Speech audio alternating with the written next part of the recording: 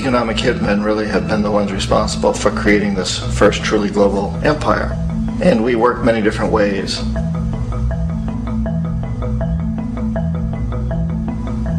But perhaps the most common is that we will identify a country that has resources our corporations covet, like oil, and then arrange a huge loan to that country from the World Bank or one of its sister organizations. But the money never actually goes to the country. Instead, it goes to our big corporations to build infrastructure projects in that country, power plants, industrial parks, ports, things that benefit a few rich people in that country, in addition to our corporations, but really don't help the majority of the people at all. However, those people, the whole country is left holding a huge debt. And such a big debt they can't repay it, and that's part of the plan, that they can't repay it.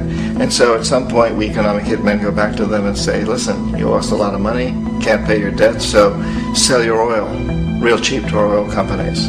Allow us to build a military base in your country, or send troops in support of ours to someplace in the world like Iraq, or vote with us on the next UN vote to have their electric utility company privatized and their water and sewage system privatized and sold to U.S. corporations or other multinational corporations. So there was that whole mushrooming thing, and it's so typical of the way the IMF and the World Bank work, that you put a country in debt, it's such a big debt it can't pay it, and then you offer to refinance that debt and pay even more interest. And you demand this quid pro quo, which you call a conditionality or good governance, which means basically that they've got to sell off their resources, including many of their social services, their utility companies, their school systems sometimes, their penal systems, their insurance systems, to foreign corporations. So it's a double, triple, quadruple whammy.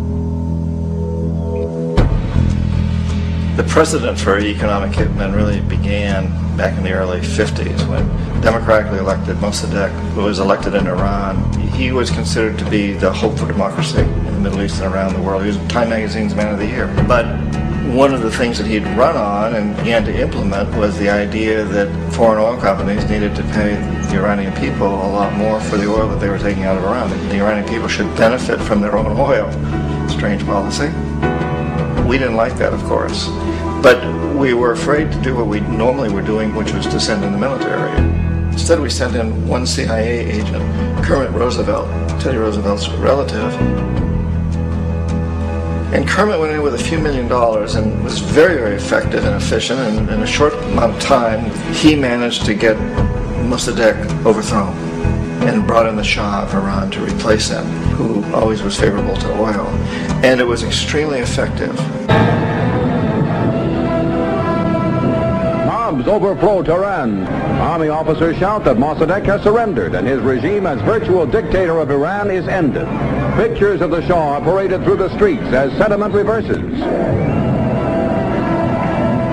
The Shah is welcomed home.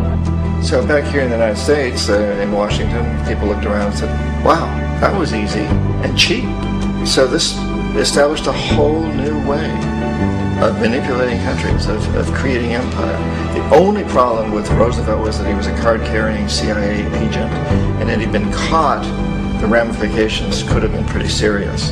So very quickly at that point, the decision was made to use private consultants to channel the money through the World Bank or the IMF or one of the other such agencies, to bring in people like me who worked for private companies, so that if we got caught, there would be no governmental ramifications.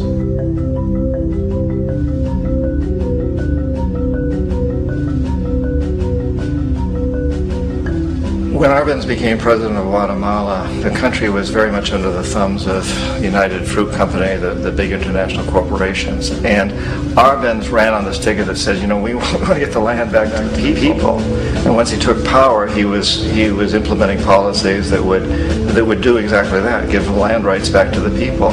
United Fruit didn't like that very much. And so they hired a public relations firm, launched a huge campaign in the United States to convince the United States people, the citizens of the the United States and the press of the United States and the Congress of the United States that Arbenz was a Soviet puppet, and that if we allowed him to stay in power, the Soviets would have a foothold in this hemisphere, and that at that point in time was a huge fear on everybody's mind, the Red Terror, the Communist Terror. And so, to make a long story short, out of this public relations campaign came a commitment on the part of the CIA and the military to take this man out. And in fact, we did. We sent in planes, we sent in soldiers, we sent in jackals, we sent everything in to take him out, and did take him out. And as soon as he was removed from office, the new guy that took over after him basically reinstated everything to the big international corporations, including United Fruit.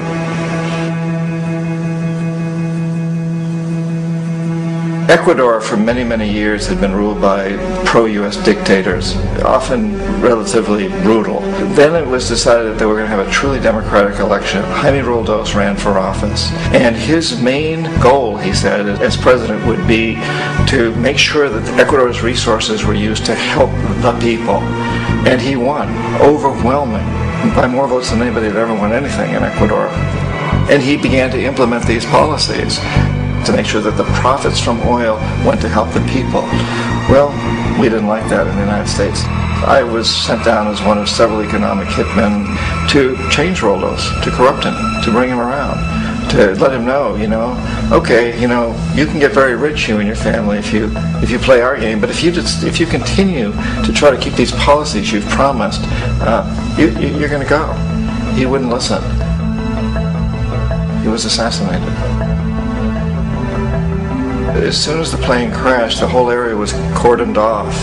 The only people allowed in were U.S. military from a nearby base and some of the Ecuadorian military.